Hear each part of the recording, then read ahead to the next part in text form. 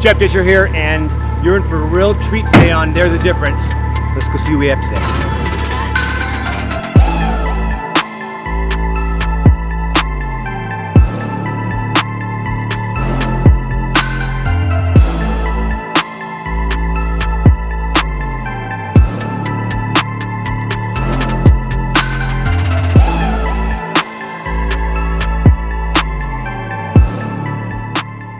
Hey guys, welcome back to the There's a Difference podcast. I'm your host, Jeff Discher, and you know what the name of the game is on this show. We bring people on that are making a difference, in not only in their community, but in their self, in their industry, in their space. They're shining, they're bright, and I like to bring them on to see what separates them from the rest of the people that are in their space. So my guest today should be a pretty funny show. He's one of my really, really good friends. I've known him for a while. He's a real clown. And I'm saying that with the most respect, and I'm saying that also because he's a comedian. He goes on stage, he does his thing, but more importantly, I think, even though he thinks more importantly he's going to be the comedian, is he's an attorney. He's been in the law or the legal industry for a while now, and I remember when we first started, I remember when he was in law school, graduating, and I've seen him completely build his business out. I'll let him talk about it, get into it, but he's heavy into marketing like I am with my business. We always run ideas back and forth off each other. Interesting character. He's real funny, and I want you guys to get to know him. So without further ado, I want to introduce Saman Nasseri.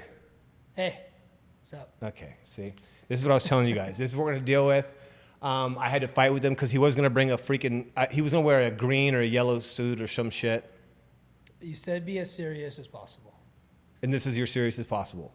I honestly I couldn't get more serious than this. It's a serious interview.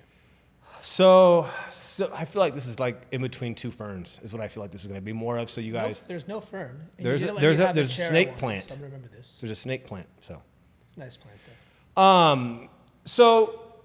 Mr. Nasseri, can you just tell us a little bit? First of all, you're born and raised from San Diego, right? Born and raised in San Diego. Grew up in Poway. Live in Point Loma. Never left. Love the city. Love the city. Are you ever leaving? Never. Only time I'd ever leave is to go live on an island somewhere outside of the U.S. We'll talk about your quality of life in a second. Just don't start jumping shit here now. Born and raised in San Diego. Been here forever. Went to school here. Went to school here. Went to law school here. Let's just jump real quick because I remember you always telling me, and I remember hearing it from Dan and Paul, a couple of our really close friends, that you didn't really want to didn't want to be an attorney. I didn't want to be a lawyer. Actually, before law school, the plan was for me to go into potentially the family business with my family, and then the economy tanked in 2008, and so it was like, oh no, what now? And so I decided to go to law school. And they always say, don't go to law school unless you want to be a lawyer, otherwise you'll be miserable. And I was that guy in law school that didn't want to be a lawyer, just going through the motions, and it wasn't that miserable, it wasn't that bad. Passed the bar first time around, and it was like a now what? I had a marketing internship while I was in law school, not even a law firm internship, and I wasn't even sure if I wanted to be an attorney when I got out. It was kind of a impulsive move to open up a practice. I mean, attorney's a big thing. It's not just like, attorneys, doctors, you had to go to school for a long time, and it was very intensive work. I know the bar is extremely hard. I know a bunch of attorneys. We all know the same people. So I just want to add on to that because I want to honestly say, I don't think for the first 5 years of you being an attorney, you wanted to be an attorney. So I think that kind of bled into it because, and I don't mean it in a bad way. I mean that you were an attorney, you were kind of finding your way. And I remember us having conversations about, you're like, I don't know. But over time, in the last, 5-6 years, I've seen you slowly kind of find your way and make a name for yourself. One thing that I admired from you or about you immediately is that you invested in your business. Immediately. So, and you're right, for the first few years, it was more of the lack of experience in the law that made it difficult for me to want to be a lawyer because I wasn't sure what area of law I wanted to practice. I mean, from the very beginning, I always did immigration law and some criminal defense, and over time, the practice kind of made a 50-50 split. But I wasn't sure if that's really what I wanted to do because I didn't have experience in any other areas of law either. It was just, my cousin does immigration law. He kind of took me under his wing, taught me a lot, and that helped a lot with my practice. And I realized, Southern California, there's a great market for it here. I'm a first-generation immigrant myself, so it was really good to go out and help these families that are trying to live the American dream, quote unquote, and be here also. So I had a good feeling about what I was doing, but it wasn't necessarily, I wasn't loving the law aspect of it at that time. I wasn't sure if there was another area of law that I wanted to do, but as soon as I opened up my practice, I took out a $50,000 line of credit and ran TV commercials on Spanish TV stations. And people thought I was nuts. It was a huge risk. My mentor attorneys thought I was nuts because I didn't have that money at the time to do that. And it has paid off tenfold. Well, that's the biggest issue, not to interrupt, but like I think it's in most businesses. First of all, I think it's just a huge accomplishment that you went right from law school to your own firm, your own legal firm, because most people don't do that. They obviously they start off as a runner for some big firm, and it takes them years. But you literally started off right out of law school and started your own firm. And I can only imagine how they thought you were crazy, because same in my industry, everyone says, well, they want to market and do all this, all this marketing shit and get out there. But then when they have a little bit of money, they never want to invest it. Agents do it all the time. They're like, dude, when I get my first 20 grand, I'm putting 10 back into my business. They get 20 grand. They're like, no way, I'm holding on to my dollars. And it's the same, because we know, obviously, both know a lot of attorneys, but you literally jumped in the game and did something that most people won't, because you invested in yourself and your business for the long-term gain. And just knowing how to do it right versus just kind of inching through, crawling through. What made you, I know your family's in the business. I'll give a plug out to his Unicorn Jewelry real quick. I don't know if you want to bring that up, but I'll bring it up. His dad, Fred, the dopest jeweler in San Diego. He's really nice, really cool. Wait, real quick though, why did you decide not to go in the jewelry business?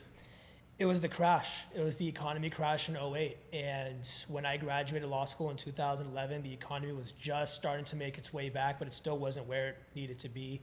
And jewelry is an industry that gets hit extremely hard when people don't have money, right? It's a luxury item. It's a luxury good. So if you can barely afford your mortgage, the last thing you're going to go do is go buy some jewelry for yourself and go treat yourself like that. And I wanted to make my own thing. When I got out, I had the option to do that, and I wanted to just kind of the jewelry store would always be there, right? If I crashed and fell and failed and fell on my face and whatever, the jewelry business would have always been there for me. I worked there all growing up as a child. I worked there during college. I know the business very well, but I wanted to make my own thing. I wanted to have my own. That was, my dad built that, and he was great. He's great at it, and it's a successful store.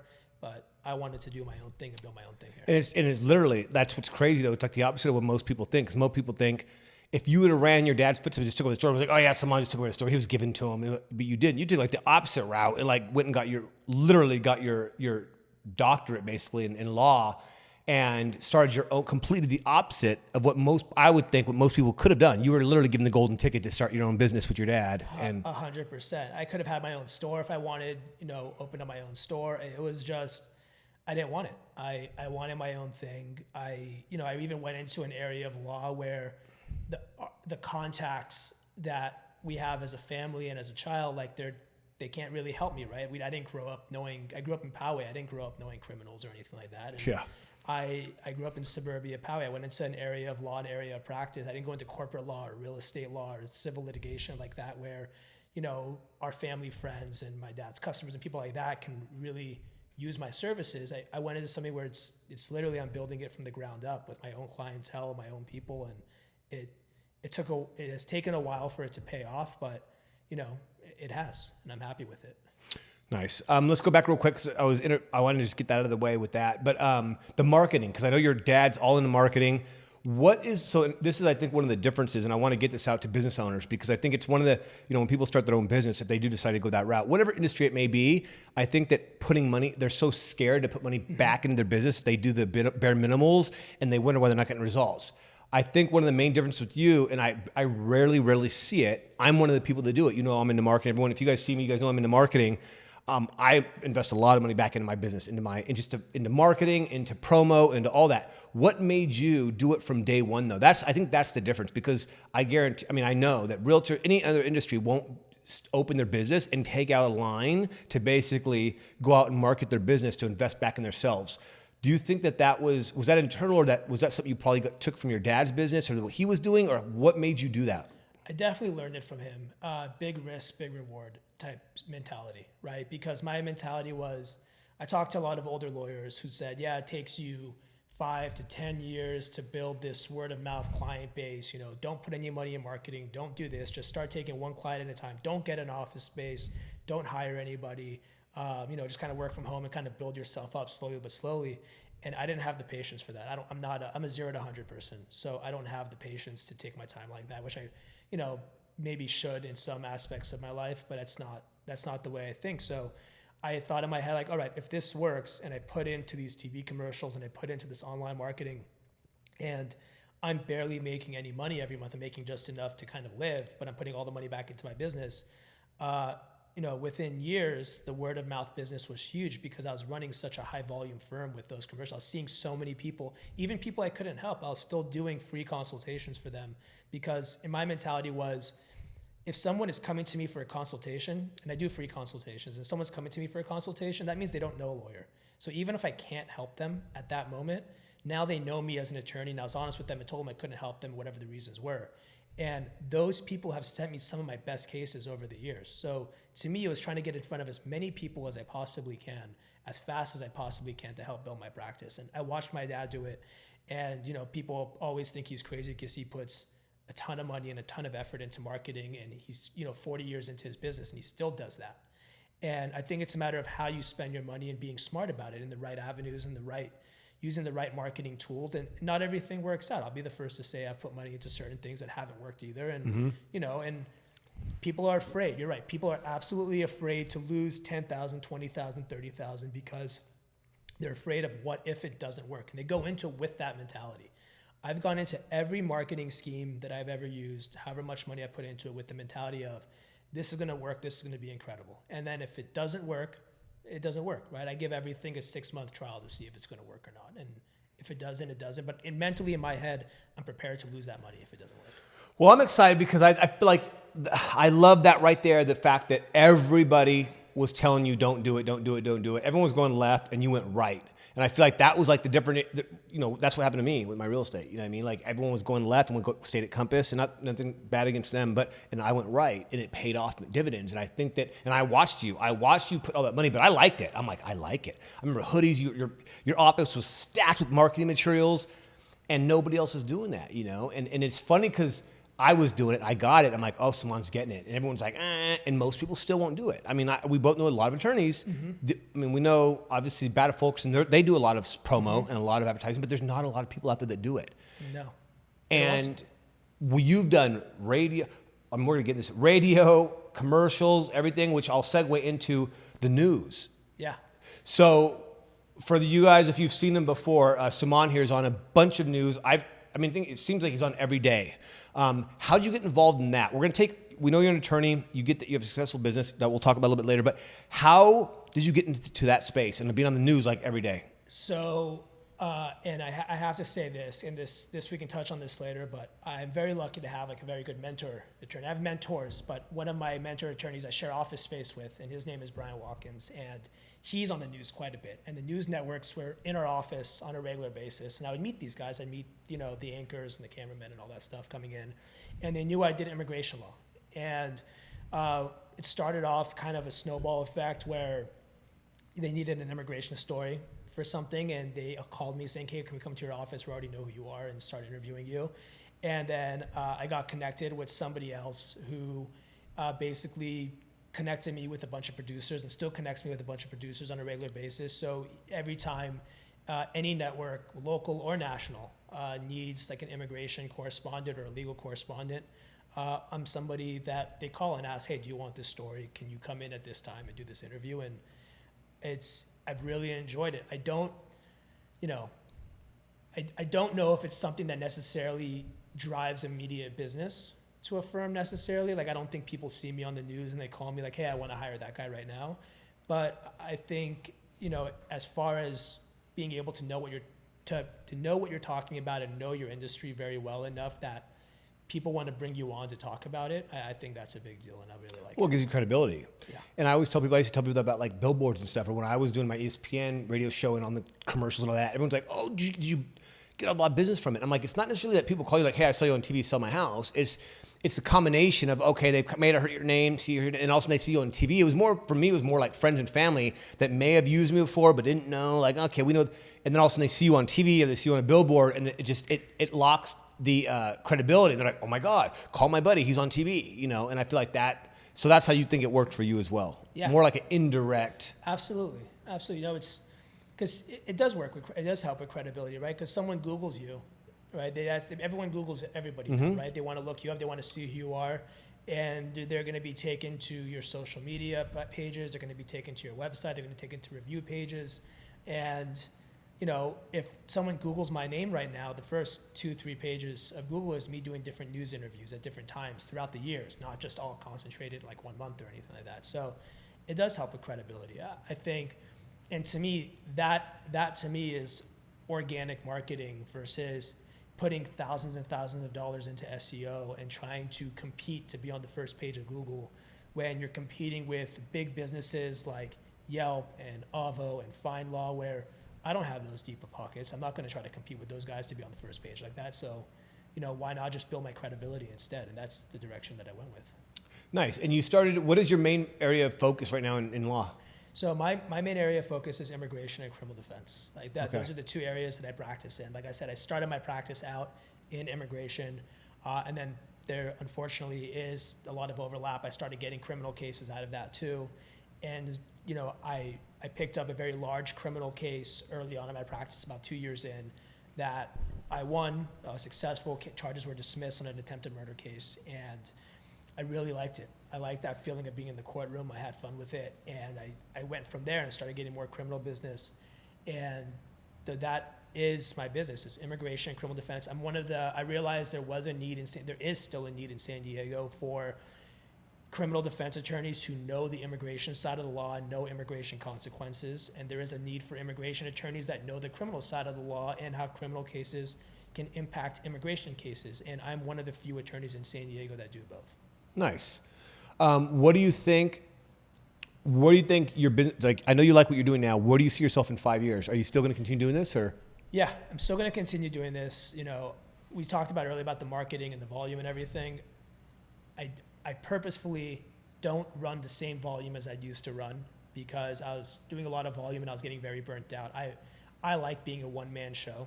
I like being a one-man attorney. Some people want a big firm. They want to hire, 10 associates and have 10 paralegals and assistants and this huge office and all that.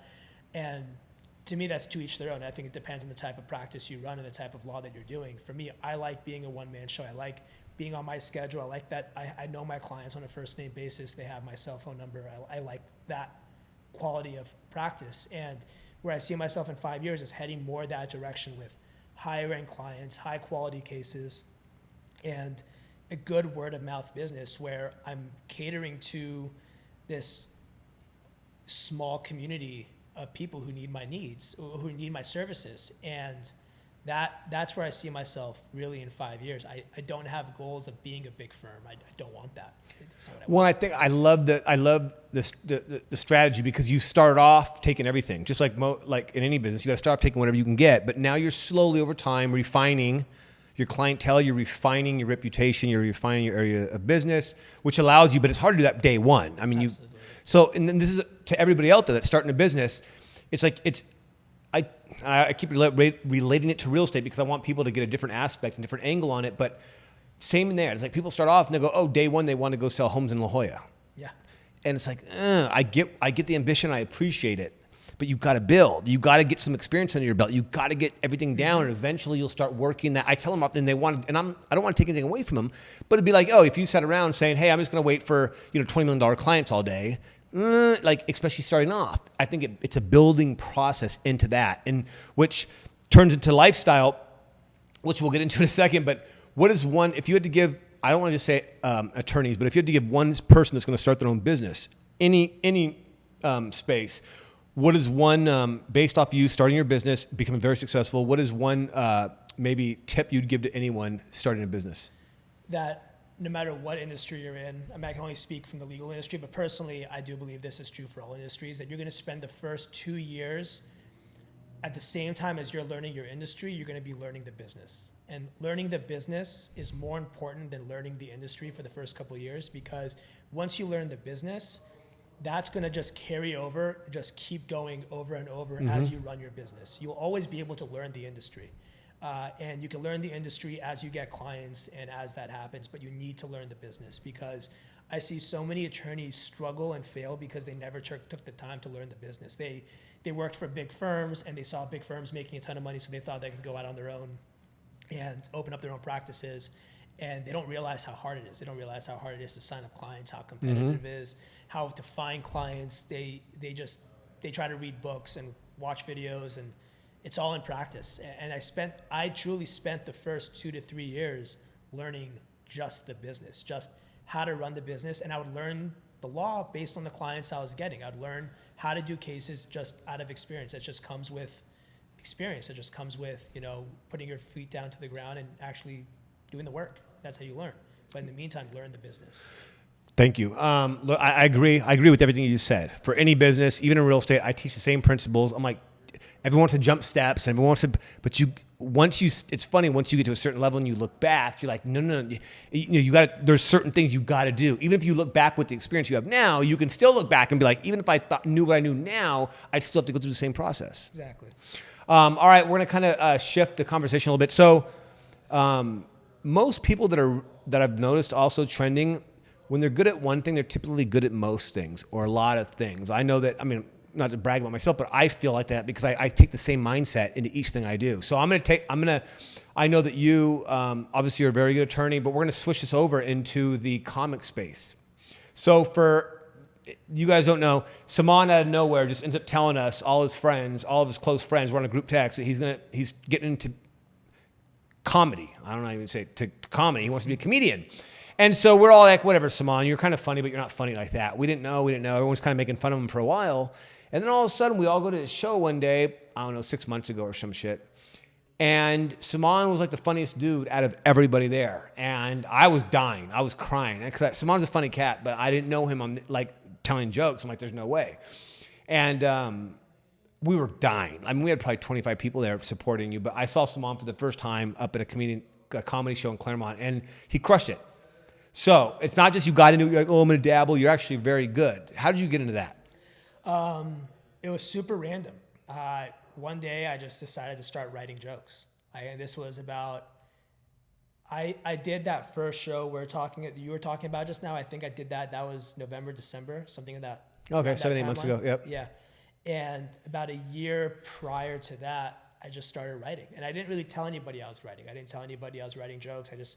Something would come to my head, and I started jotting stuff into my phone. And it had always kind of been in the back of my head for years that, I'm really interested. That's something I've always been interested in. And started writing. And then, I decided one day, I realized I had written a lot of material. And I decided, I'm finally going to do it. I'm finally going to get on stage and do it. And it was a 6-week kind of like refinement course to kind of help me get comfortable on stage and the delivery and everything. And then I got on stage and I did it. And since then I have been on a few more times, and I love it. It's kind of like therapy. You know what I mean? It's a weird way to vent, and I think it's a tactful way to vent. And it also keeps me very creative. And that's what I really like about it. It keeps me creative because that was something that I was lacking. Right? I was lacking something that kept me creative and kind of was separated apart from the business. And I wanted something for the creativity side to just mentally keep me creative and make me think about things that are outside of work or life and everything else. And this was it, and I love it. I truly love it. See, that's what I love that too, because you obviously know mine's my piano. Right. So I have my piano. If you guys follow me, you guys know that I always talk about, you have your business side, but there's that creative side that we lose as going from like adolescence to adults, because we take on responsibility. I tell people all the time, I'm like, dude, when you're, I don't know, however old until you start paying your own bills, you live from the creative mind, right? That's when we learn new instruments, we play with our friends, we build, we draw, we do all these cool things because we don't have responsibility. And then all of a sudden responsibility kicks in and we start losing the connection with all those old things. And I always tell people it's very hard because we're coming from the left side of the brain, which is the logical side. We're trying to pay our bills, put food on the table, find a mate, have kids, take care of all the responsibilities of an adult, which is on the logical side. The right side, which is the creative side, that allows us to learn new things, languages and all that, and play pianos and instruments and tell jokes. Most people get away from that, and they just get some, they get subdued by the fucking, excuse my language, it's my show, never mind. They get subdued by the by the fact that they're caught up with life. And they go, oh, I wish I could play softball like I used to. I wish I could go roller skating like I used to. And you can. So I like to see that you got back in that creative side, because that's my piano. And I know that, and the crazy thing is, and you tell me if it happens to you, but when you start doing that, it leaks into other parts of your life. You know? Absolutely. Right? Like I realized that it actually, the being able to think like that and be that creative allowed me to think outside the box more with my own case. Even when you're legal, yes. And the way I deal with people, and the way I've been able to talk to people, yes. and conversations and everything else. Like, you know, I'm not a serious person 80% of the time, maybe 90% of the time. I think that's one thing, if you ask my wife, something that she hates about you all the time. Like, as I make everything a joke, and it's, you know, I understand it's very frustrating, and more power to her for sticking up with it for 10 years. But like, no, everyone hates you. Yeah. It's not just your wife. Everyone. Yeah, it's a love-hate relationship. People love to hate me. I think that's what it comes to. It's like, I hate this guy, but I really love hating him because it's hilarious. And I've accepted that. I've accepted that as my personality, and I'm perfectly fine with that. And people are like, why do you love being hated? I'm like, I don't know. I really don't care. I love it. But it's in a good way, though. The thing is I've known Saman for I've known you for 10 years, I think, almost. At least, yeah. And it is. It's like, yeah, you're a dick, and you're annoying as shit, but you're like the little brother. I mean, everyone still loves you because everyone knows what your intentions are. We know why you're doing it. Mm-hmm. But I think it's real interesting that you said about the carrying. I mean, I was telling you about carrying over, but you do, though. Like, when I started playing the piano, like, everyone knows I do my own content and stuff. And when I start playing the piano, like, that meant that creativity from that side of the brain, it leaks into my everything. Like, that's when I started noticing. I tell my piano teacher, I've been doing 4 years now. Well, August will be 4 years. And I remember telling him, like, when I started playing piano is when I started doing all my videos, man, and like getting into all my creative and all my stuff on my social media.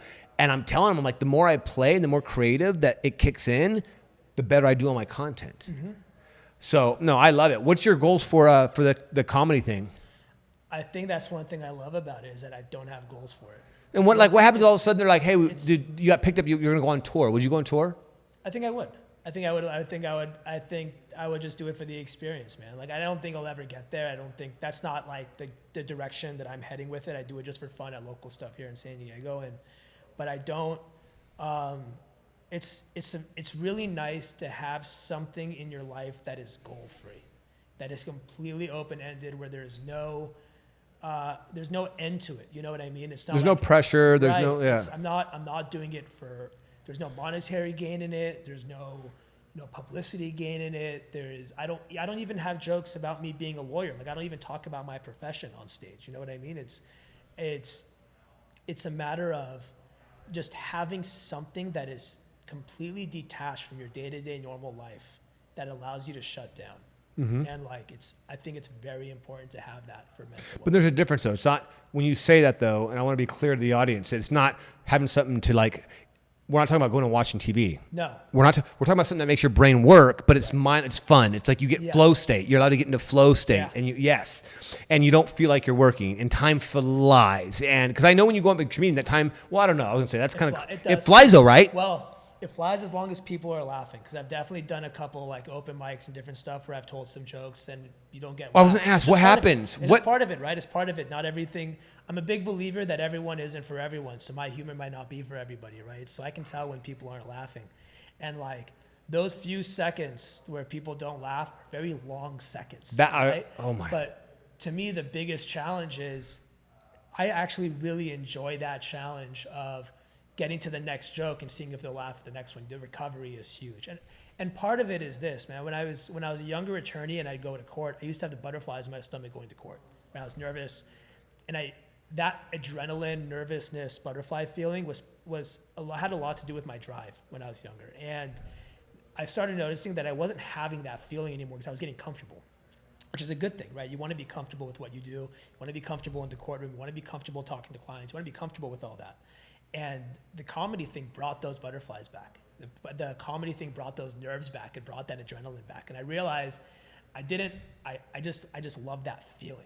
I love that feeling of, it's like being comfortable with being uncomfortable. Yeah, I love it. As like, is this going to work? Is this not going to work? This could be terrible.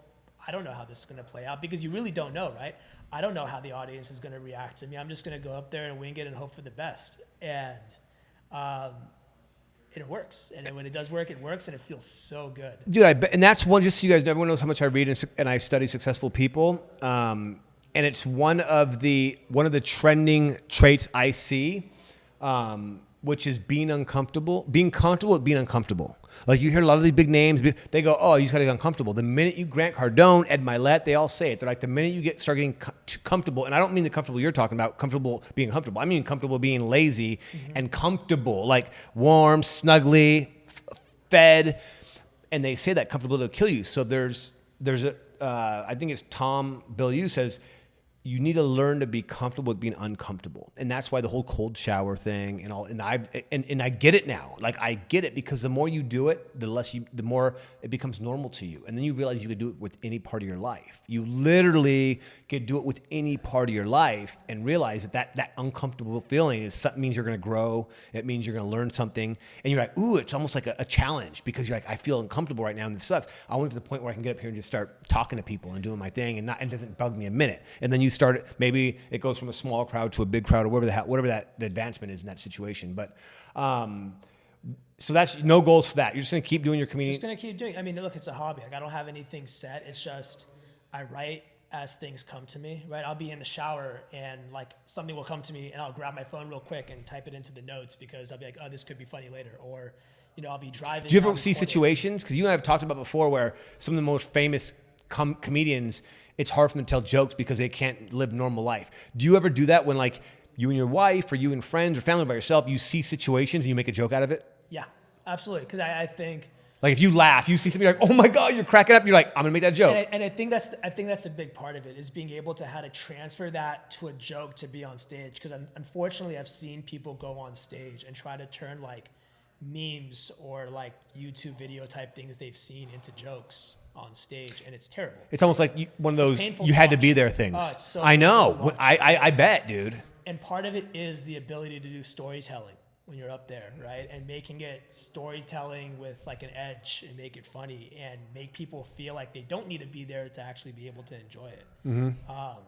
And I think that bringing that back to the work, right? Bringing back to what you do, I think that a lot of what I do in the courtroom is storytelling, right? A lot of what I do in the courtroom is taking somebody's facts, taking somebody's life, whether it's their immigration life, their personal life, in a criminal case, whatever it might be, and having to explain that to a judge about a person, and having to spin it in a way that makes the person understand that I understand what this person is saying, even though I don't know this person. And that, when you bring it back around full circle, keeping this level of creativity has helped me. I was gonna say, well, and you could almost make it. I don't want to make it into a joke, because there's nothing joke about being a criminal. No, I wouldn't make it. You can't. But what I'm saying though is the way you can spin it can almost make.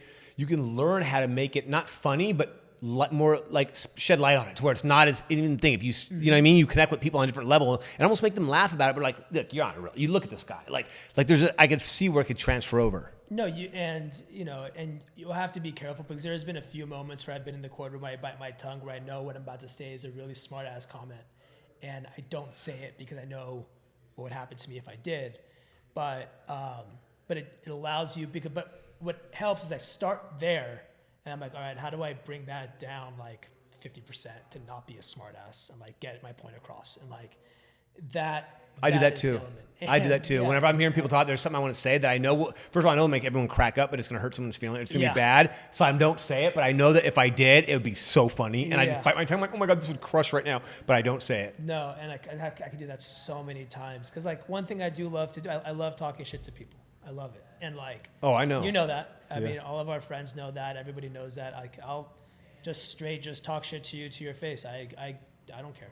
No, Saman's the kind of guy, just so you guys know, if there's like 8 of us all standing in a circle, hanging out, he'll tell you in front of everyone, people you don't know, that you have a booger in your nose. 100%. In front of everybody. As opposed to grabbing you and being like, hey, bro, come here, let me talk to you for a second. Hey, dude, go get that. He'll call you out in front of everyone. It's just fucking annoying. It's from what you got going on to what you're wearing to what you're saying. I just kind of tell it. I have no filter when it comes to that. No, there's been times and if like... you're friends with me, you have to understand that. It's hard to be friends with me if you're sensitive or you can't handle that. We can't be friends. No, he's a dick about it. We'll all be sitting there, and someone will bring up something like about hair, and he'll go, Jeff, why don't you tell him about your hair? and I'm sitting there bald with no hair. Yeah, my mentality is I'm balding too. So if I'm balding, I don't see. So you just make fun of everyone else it is. Well, I assume that you're comfortable with it since you're already. I'm bald. comfortable, but you just call it out on people. Well, yeah, I'm balding, therefore, you're already bald. So whatever's happening to you, you can call out, and I mean, everyone else is going through the same thing. Right, because what are you gonna do? Make fun of me for it? I already know it's happening. Right? It's like making fun of me for being short. I know I'm short, man. Like that's not something you can make fun of me for. Like you can talk shit to me for being short, but it's not like it's not gonna go home and cry about it and try to grow. Like I'm short. It is what it is. Jesus. All right. What are your thoughts on quality of life? I think quality of life is important. I think we've talked about this. I think I hate your quality of life. I think quality of life is important.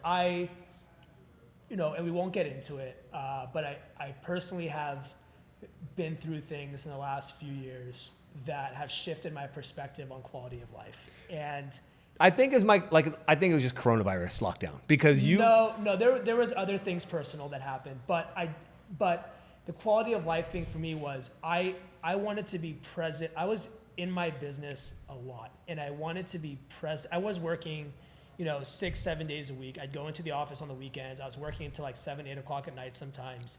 And I wasn't turning myself off to like just be present in my own life. And I needed to take a step back and realize like what's important and what do I enjoy doing for me personally, myself, right? Not being creative, not talking about the comedy thing, not talking about work, not talking about hanging out with friends, just me personally and myself. What do I enjoy?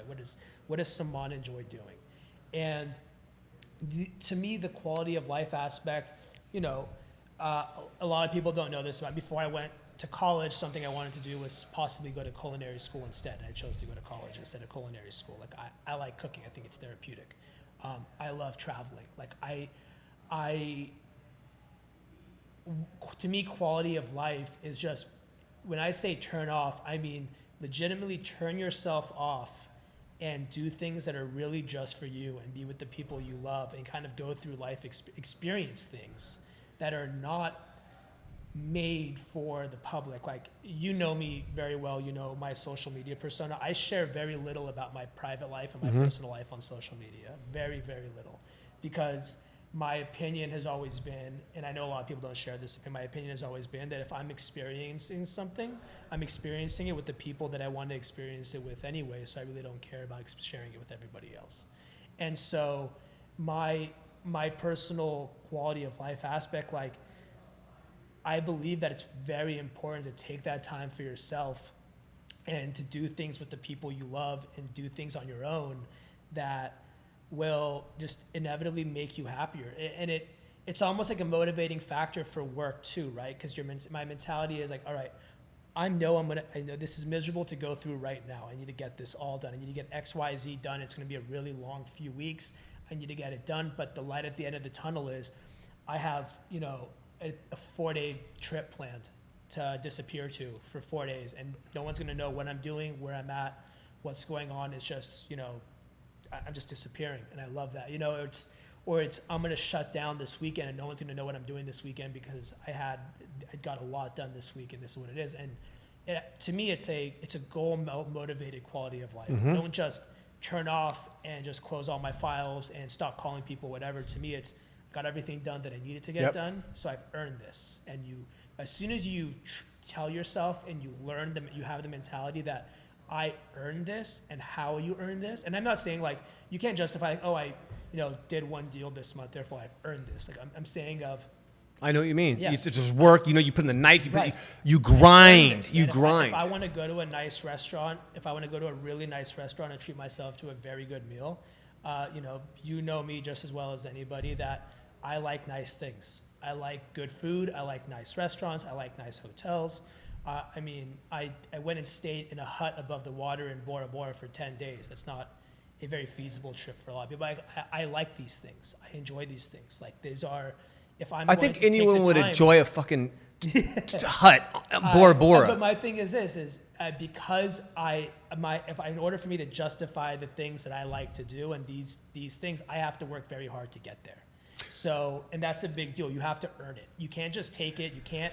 And that's like, even when you would go back to the people you're saying that don't want to put money into their business and don't want to spend it, people that make that money, they don't want to put it back in their business because they immediately want to just go do those things. They want to go spend it on fun stuff. They want to go buy a really nice car. They want the immediate gratification. Exactly. And my mentality is, unless I can afford it like 5 more times over, I'm going to keep putting the money into my business and back into myself and investing things back into myself until I can justifiably and comfortably do this without having to think about anything else. Like to me, that's a big deal. To me, I don't want to be uncomfortable while I'm trying to be comfortable. Yeah. Right? It's one thing to be comfortable being uncomfortable, but I don't want to be uncomfortable doing the things that I love to do. Like you don't want to be in Bora Bora. Hey, can we have this dinner? I don't know. Check the bank account. Yeah, exactly. Yep. I don't want to have to worry about that stuff. And it took years to get there. I would have never been able to do that 6 years ago, 5 years ago, even probably 4 years ago, to be honest with you. And but it took time to get there. I was never in a rush to get rich.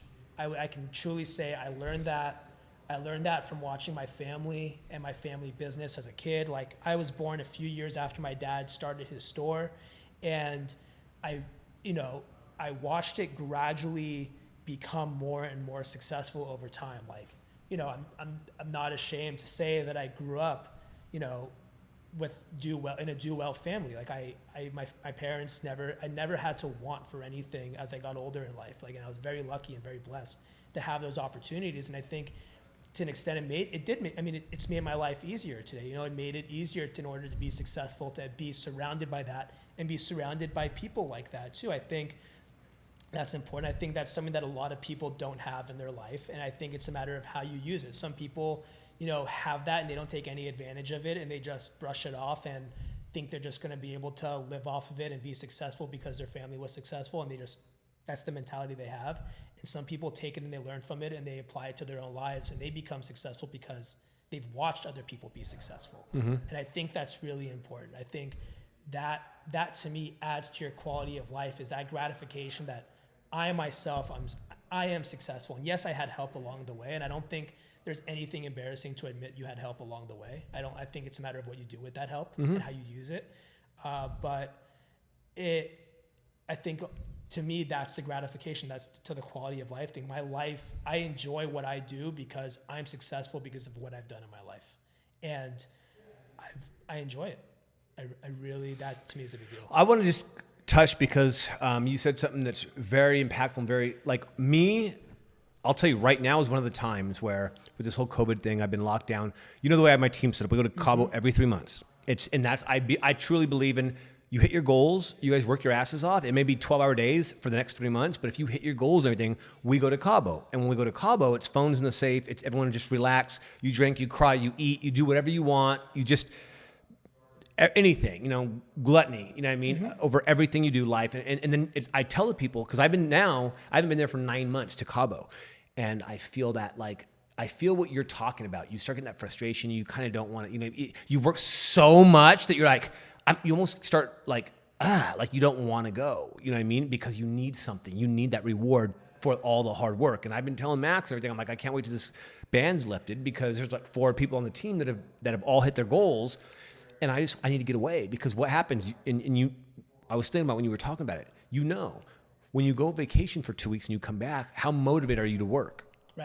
Right? You're like, oh my God, I want to get back to work and crush. And then all of a sudden you crush. And like you said, you start crushing, you can't wait to get back to work, because there's a little bit of guilt there, but there's a little bit like, oh my God, I love this lifestyle and I want to keep doing this. So I got to get my ass back in work so I can put on my next trip and do my next thing. And that's why I tell these guys, every quarter we go to Cabo. If you hit your goals, you got to hit. And the cool thing about hitting your goals is not only are you leaving on vacation to go have fun and just kind of turn off, but you also left with like a good money. Like your finance was good. Like you just crushed, you made a lot of money, and now you have to go relax. So it's not like, and we don't do that. If you don't hit goals, you don't leave, because you're not going to have fun, because you're not comfortable. You're not, Like you're not comfortable. You're not uncomfortable. You're not comfortable being, you don't want to be uncomfortable being comfortable, excuse me. So you got to work. And that's why people there'll be, out of 8 agents, there'll be 4 that made it. And everyone's like, oh, let's just bring everybody. I'm like, why would those other 4 want to go if they're not hitting their goals? Their mentality, they're broke. They're probably not gonna have fun anyways, because they're like, I need to make money to pay my bills. They didn't earn it. It's a different feeling when you've earned it. Mm-hmm. And when you've earned it, it feels really good. You enjoy it so much more. Well, it's easy to turn off. And I like the fact that you said that I don't want to do the whole penny pinching thing. I literally want to have one credit card or bank card, whatever, with enough money to, or anywhere I go for the next 2 weeks, I can stay at any hotel, eat at any restaurant, do whatever I want, and just give them my card and not even think about it. Like there's no, even like, oh shit, how much did we spend yesterday? How much did we spend today? Like there's no thought. And that's what people tell me. Like one of my big goals is to travel the world without thinking about money. You know what I mean? Without having one card and just go do what the fuck, like do what you want. Don't worry about anything. And the problem is that so many people are in a rush to get there. So many people are, I just made 10,000. I'm going to go spend 9,000 of it. And then come April, they're like, oh, I got to pay taxes. And I owe all this money and my mortgage and my car and this and that. And that's a very unhealthy mentality because it goes to, I need to do this because I made this money and I need this. And once it becomes, I need this, not I want to do this, it becomes sickening because when you put that need behind those vacations and the nice things and that stuff, you'll do it. You'll teach yourself and talk yourself into doing stuff for yourself that you don't deserve yet. You haven't earned yet, and you're not. It's going to make you uncomfortable coming back, right? I mean, before this whole coronavirus thing happened, I was actually outside of the country. I was on vacation when all this was going on. Africa. And, I was in Spain. And I don't want to hear about your Morocco. Africa trip anymore. I was in Spain and Morocco, and I flew back. I was ready to go back to work. I was ready after the vacation. I was using the vacation to reset, come back. You feel it, right? On your way back, you're like getting ready to travel back. You almost want to get home. You can't wait to get back to your office. The end of the trip, and then all of a sudden they start talking about how things are going to get locked down. So we cut the trip 2 days short, and woke up in the middle of the night. I looked at my wife and I said, I got to book the next flight out of here. We booked the last flight out of Morocco. We came back to the world being shut down. You know what I mean? And you're talking about quality of life and where I see my practice and how I told you I've been not slowing down my practice, but limiting the types of clients that I'm taking and who I want to be working with. And the problem is as I was doing that, the whole world was still moving a million miles an hour, right? And now, one thing I have appreciated during this quarantine, the coronavirus stuff, is the whole world is forced to slow down. The whole world was forced to slow down, and my slowdown pace is faster than this pace. And it has made it so much easier for me to transition my business and work towards that type of business and practice that I want to have. It forced you. It forced it. It forced it to happen, and you can't do anything about it. There's nothing you can do about it. The whole world is shut down. The world is still partially shut down. Like it's not, like the world is upside down right now, and it's sad. But I hope what people get out of it is be present, slow down. Be present, slow down, enjoy your life a little bit, because you don't need to be constantly grinding 15, 20, 24 hours, whatever a day. It's okay to turn off. No one is going to fault you for turning off. No one is going to fault you for taking time to yourself and being mentally healthy or physically healthy. No one is going to, get on you about that. And I tell, other attorneys are like, I can't believe you're leaving for 2 weeks, you're taking a vacation. Like, what about your clients? I'm like, I need this to be my best self and to be the best attorney. 1,000%. And be that for my clients. I need this. 1,000%. And if my clients don't appreciate that, if they expect me to be there 24/7 with them all the time, that's not the right client for me, in my opinion. No, and then these are the bad clients. And I feel, and I'm going to be honest, like even right now, like I know I need it because I feel like I'm not doing the best I can do because, and it sucks to say, maybe I just think I need a vacation, but like that let go, that go out of the country and just let go and not think about anything. Cause I'm like you, bro. I'm like me, from the minute I wake up at 3:34 in the morning to the minute I go to bed, I'm like business 100%. So the only time I ever, dude, it's weird for me. Even if I the only time I ever shut off is if I'm out of the country. I literally can leave the country. If I'm here, my phone has to be on me everyone's like, Jeff will get back to you within 30 seconds, no matter what. I leave, I'm not even joking. It's the only time once I cross the border of any country, I can actually take my phone and stuff it and put it in the safe and literally check it maybe 3 times over so 5 nice. I love it. It's so nice. I love it, dude. Because you justify it, right? You leave a little voicemail away message that people can't reach you, whatever it is, and you'll check your messages, your emails, whatever, once a day or something like that and get back to people. And what it makes you realize is that 99% of things are not that urgent. 99% of things are not that big of an emergency. 99% of things can be handled within 72, 96 hours, whatever. And what happens, it's crazy, is you realize that when it happens the first time. Like there's been times that like I've left And I don't know what happened, but I didn't look at my phone for like 5 days. And I didn't tell anyone I was leaving. And I was like, oh my God. Because I was over it and I had to get out of here, whatever. And I went down to Cabo with the team. And I remember I was so stressed out because there was all these things that I thought had to get done. And I was like, oh my God, I'm gonna get yelled at. I want to check my voicemail. And what happens is I get back and I have like 38 voicemails. And it's like, hey, Jeff, it's so-and-so. I know we were supposed to get that done today, but it seems like you're busy. Don't worry about it. We'll get it back. We'll get it done, blah, blah, blah. Or people are like, hey, Jeff, saw you in Cabo. Have fun. Like you said, it's not a big deal. 5 days later, and all the people I thought were going to hate me and be mad and never want to use me again are like, hey, how was your trip? They'll actually like it. Yeah. And I've had people call me and tell me like, well, I was going to use you, but, and they don't have a court date or anything for like 4 or 5 months away, right? And they're like, well, I was going to use you, but you're out of the country, and, I need a lawyer who's here. And I'm like, all right, well, that's what happened to Dan Fulkerson with me in my client. And I know that. I'm like, okay. And that's part of the risk of it, right? And once you have the mentality that the business will always be there, right? If you're good at what you do, yep, and you treat people well, and your clients like you, the business will always be there. You'll always be able to get the business. All you gotta do is come back and get into your habits and your disciplines every day that you got into, and just start in a cycle. And you'll eventually, it may take a month or 2 months, but you'll get back into. And that's the thing that a lot of people need to learn. That's what scares a lot of people. That's what scares is a lot of people are scared that the business is going to disappear. Yep. A lot of people are scared that if they don't answer their phone for 3 days, they're never going to have business again. Or everyone that calls him in those 3 days is going to be like, you don't answer your phone, I'm going to the next guy. Or like, that guy doesn't answer his phone. Like, everyone thinks he's bad, negative. Yeah, and that's what's sad. That's a very sad mentality to have. I feel bad for people who have that mentality, honestly. Because I was one of those. I was going to say, don't, because we've all been there, bro. Right, I've had that mentality. And now that I'm out of that mentality, I try to tell people to try to shift that mentality because I know how much better of a feeling it is. Just that. But you got to be ready for it, though, bro. You got to be ready. You got to be financially ready. It's a weight off your shoulders. It's so good, dude. It's a whole that I tell people. It's like living from abundance versus lack. Mm-hmm. When you're abundance and you have a year, your bills in the bank, and like your decisions and your conversations are so much different. You're happier. You know what I mean? If you had like $20 in the bank account right now, and I wouldn't be sitting here. You wouldn't be sitting here, first of all. And if someone you get ticked off, you mad at anything. But if you have 20,000 in your account, little things, it's just crazy the mindset versus having $100 in your account versus 20,000 in your account. And I'm not trying to do this for numbers or brag or anything, but I'm saying there's a difference in your mindset when you have 4 or 5 months of your bills in the bank versus, oh shit, how am I going to pay my bills this month?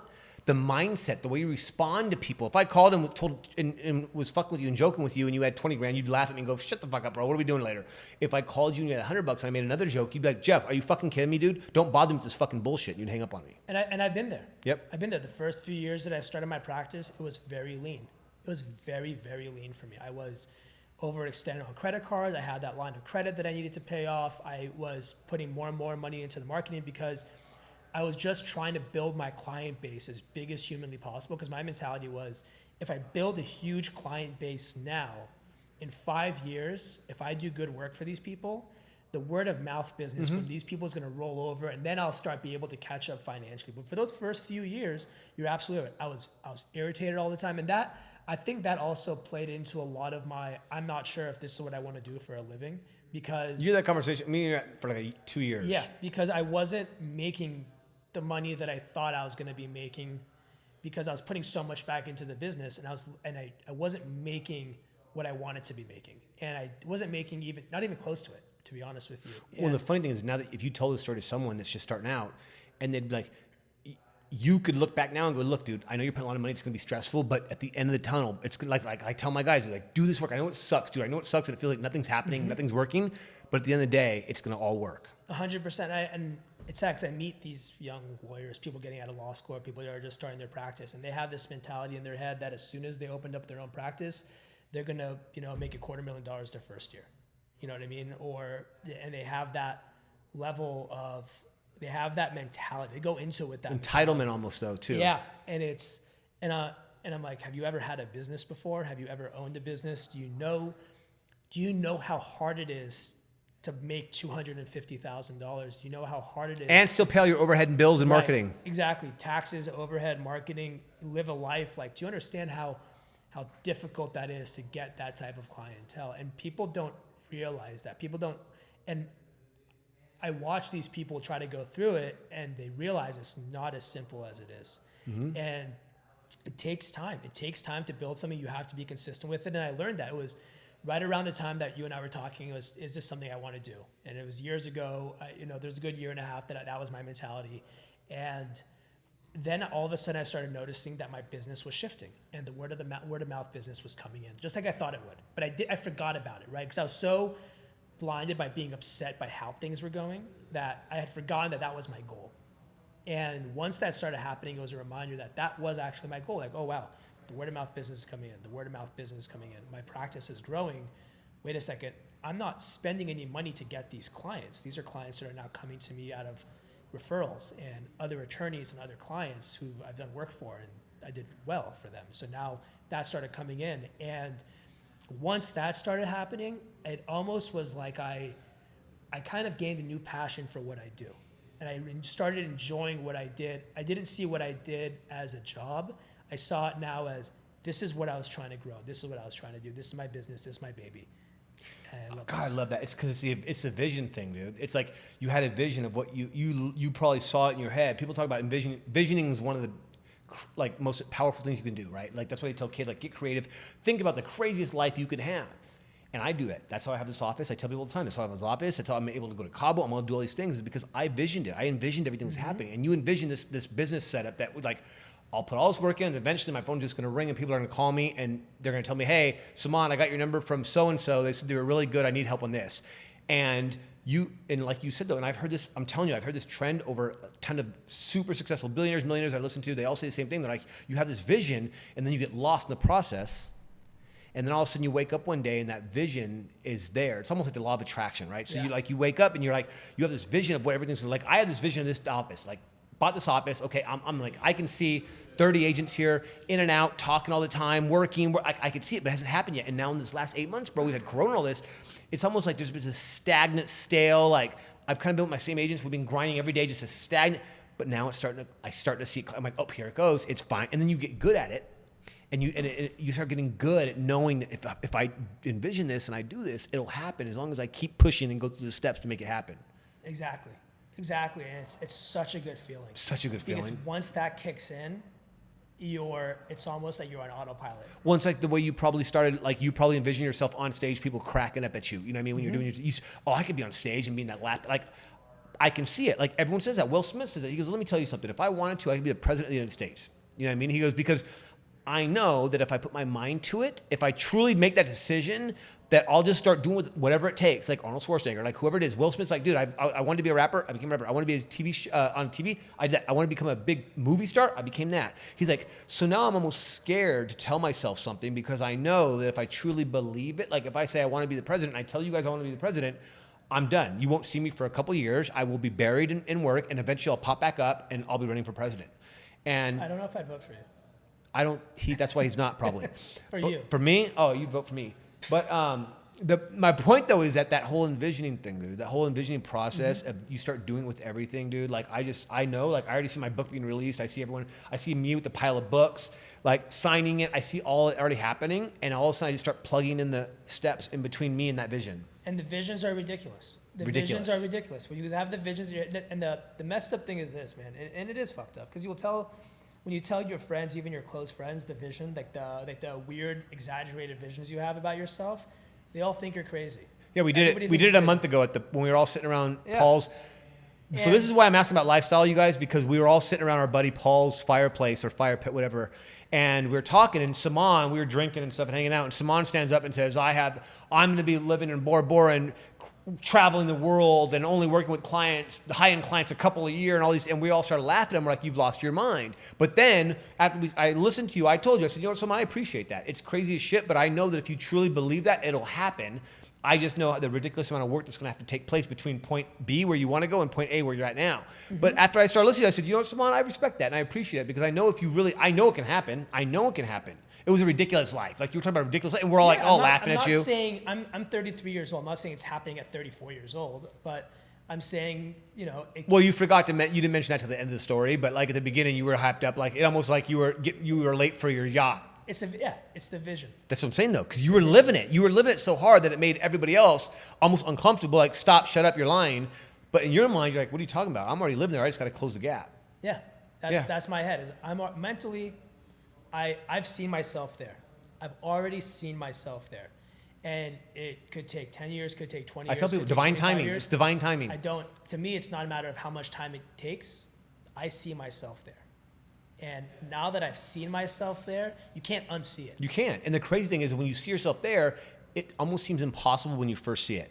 It seems crazy. Like I crazy. like It's I can sit there. 100% crazy. It's crazy. Like I can imagine myself private jets getting picked up by, and it sounds completely. But then all of a sudden you're there and you're doing it. Like, dude, 5 years ago, if I would have said I'm gonna have a crazy office in Gaslamp, I'm gonna be doing crazy interviews in my podcast with the best setup in San Diego, but everyone's like, dude, you're tripping, you're stoned, chill. But now I'm here. I'm like, oh my God. Like looking back, I've closed all the gaps to where I'm here now. And then I start thinking, okay, well, what if I do want to be on the PJ, the private jet, with my whole team, and we're going to Vegas, and we have a show set up, and we're doing all these things. Like, if I truly think, I start crying sometimes, to be honest, bro, because I can picture it so much, and I know, I'm like, oh my God, we're going to be that. Like I tell my team, we will be on a private jet at one point. I don't know when it'll be. Like you said, 1 year, 10 years, but it will happen. You don't know.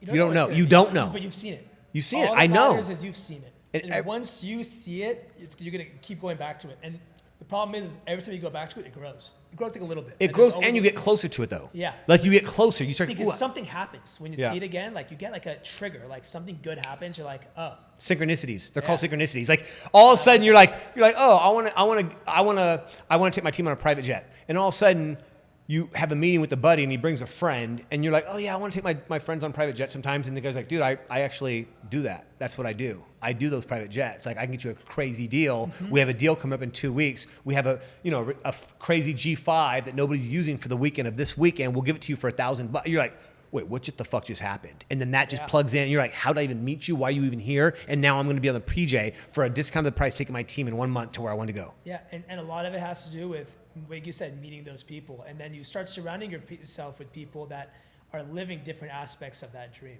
right? And once you start surrounding yourself with people that are living different aspects of your dream, it makes it so much more attainable. It makes it so much more believable to yourself. I don't care what other people believe, but it makes it so much more believable to yourself. Mm-hmm. Because you see, like, and it makes you aware. Like that person is disappearing on a yacht for 60 days, and yeah, they're 65 years old, but they're living life, right? Just like you said, this guy has private jets and he goes out and takes his trips. This guy, has a beach house on an island somewhere, and he goes every once in a while and hangs out, and he comes back and forth. And like I'm like, all right, it is attainable. They're attainable goals. They're not ridiculous. Bro, if someone's done it, you can do it. Right. That's my mentality. People have done it. People are doing it right now. That's what I'm saying. I know. That is, because I've seen myself there, I'm going to put myself in the position to get there. I'm going to put myself in a position, like I said, it's not happening in a year, but it could happen in 10 years, could happen in 20 years. Well, it helps set the direction for your life, your decisions, everything you do. And most people won't do that, though. That's why I say goals are so important. You know what I mean? The vision, the goal. Because if you don't have something to attain, you'll just kind of go through life like Neanderthally, just doing your thing, whatever happens. You take on life, it happens, you respond, you keep going. But when you have that vision and you have, it literally affects your decisions. Like, it literally affects your decisions. Like, everyone's like, oh, let's go to Vegas and let's go. You're like, dude, I can't, because in 3 weeks I want to be with my wife in this country doing this, and if I go do this, that's it. Versus if you didn't have that long goal with that, you'd be like, yeah, let's go party, and you go with that, which is not bad going with the flow. But when you have that goal, it will keep you in line to make the right decisions and listen and be aware and put the right people in front of you that you need to make it happen. Exactly, 100%. Like I think that's what. I think those goal reminders, and that, like I said, when I was miserable in my practice for like a year.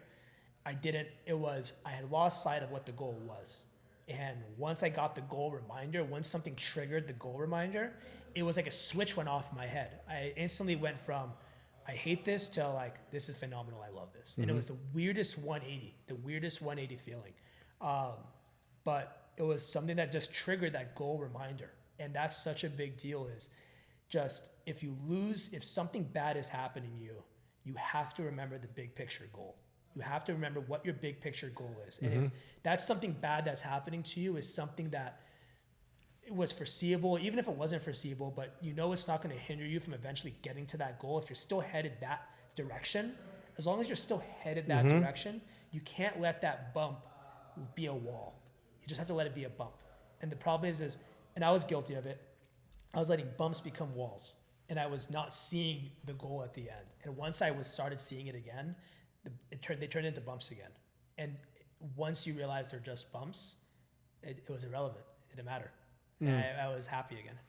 I think that's why we're probably good friends too. I think we both have these same concepts in terms of success and lifestyle. And I'll eventually get to the life where I'm cruising all that, but I'm more than like, I got to put the work in, and I'm older than you. So I know you'll get there someday. All right. Before we jump out of here, the name of the show is There's a Difference. What's one thing that you think makes you different in law and everything? I think it's my approach to the practice. I think it's my approach that I truly believe that I am me. I'm different from other lawyers in the sense that I don't pass the buck off to somebody else. I'm not trying to pass you off to 10 other lawyers to do the work. I'm just me. You're hiring me. You're hiring someone. Like I said, I give you my cell phone number. You can call me. You can text me. I'm not, I have relationship with clients where I'm talking to them on Saturdays and Sundays or 8 o'clock at night. And I'm unbothered by that right now because of the clients that I'm dealing with and who I'm working with. And I think that's something that sets me apart. I'm not an 8 to 5 practice. I'm not a 9 to 5 practice.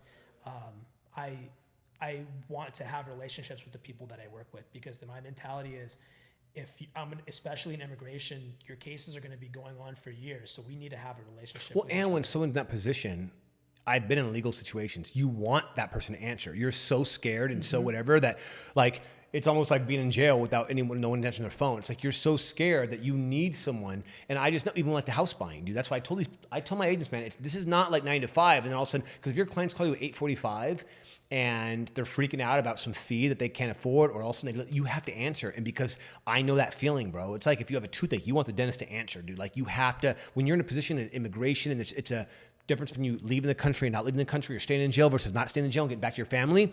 You want that person to answer, dude. And we both know if you don't answer the first couple of times, they'll go to the next guy. Yeah. And that's the big deal. Like, to me, that's the thing.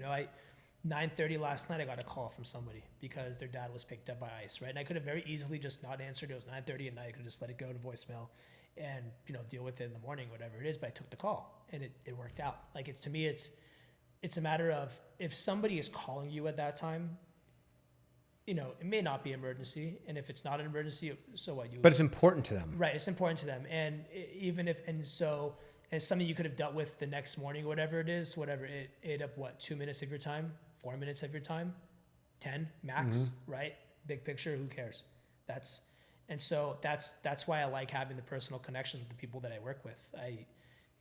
I don't want clients just to be another file or another number or whatever it is. I'm working with these people to attain what my family was able to attain here. And they have the mindset of, look, if someone is willing to, and this has always been my mentality, if someone is willing to put their family at risk to travel through a desert, water, lake, whatever, to get here, how bad must it have been wherever they were, that they're willing to put themselves through a life and death situation to get here, right? And if they're going to put in the work to get here, I'm going to put in the work to keep them here. Nice. All right, bro. Where can they find you? If anyone wants to get a hold of you. If anyone wants to get a hold of me, you can find me nasserilegal.com, Instagram Nasseri Legal, Facebook Nasseri Legal, or Saman Nasseri _ESQ. That's me. Or you can always call my office, 619-610-9595. Thanks, buddy. All right, man. So if you guys heard that, anytime immigration, criminal, you guys know, you've heard his story, you know how he works now. Be sure to give him a call. Again, thanks, Saman, for coming on the show, man. Appreciate it. We had a good time. And for all you guys, get ready to hear the full blown on YouTube. You'll see the interview series. Other than that, we will see you next time, and have a good weekend.